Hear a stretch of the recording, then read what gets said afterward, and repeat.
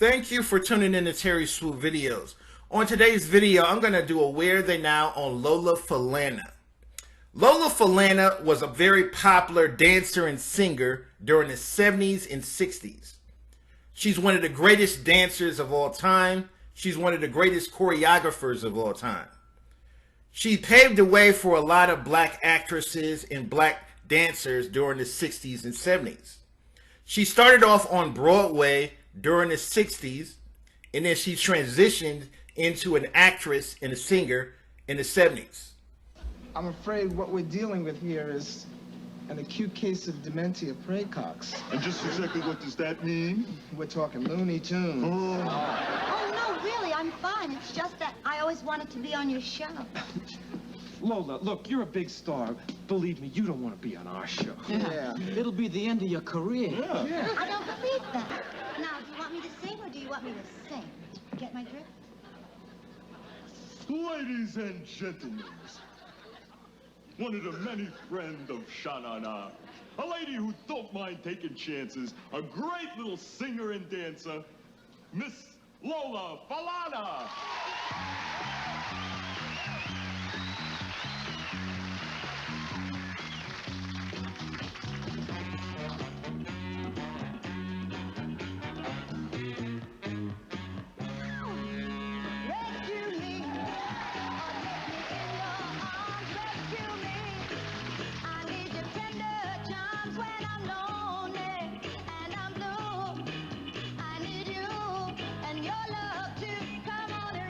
Lola was born on September 11th, 1942 in New Jersey.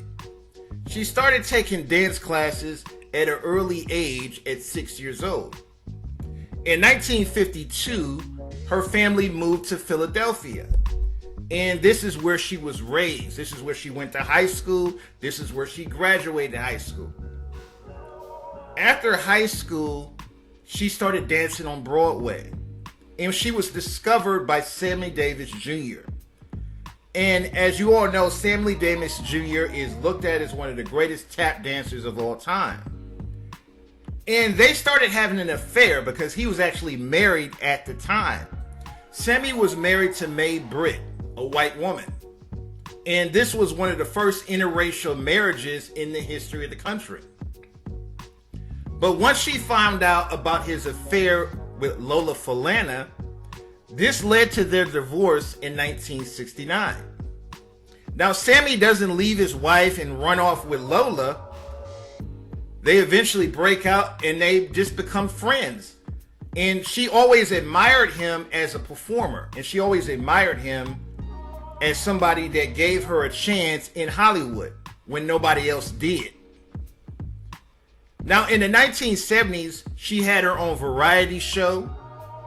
She was on The Cosby Show, the first Cosby Show from the 1970s, from 1972 to 1974. Throughout the 70s, she appeared on popular late-night shows like Johnny Carson, Flip Wilson.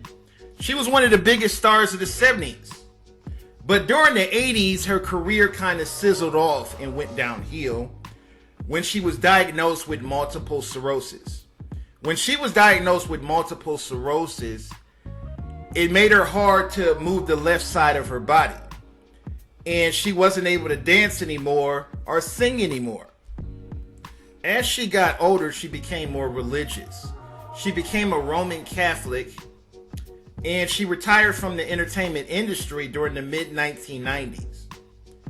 And this is what she's been doing the last 20 years. She goes around the country. She teaches people about her faith. She's 78 years old. And I'm glad to see that she's still alive and well. I've always been a huge fan of her work. She's one of the greatest dancers of all time. I believe she's also one of the greatest singers of all time. A lot of people have different opinions about this topic. Leave a comment, rate, and subscribe.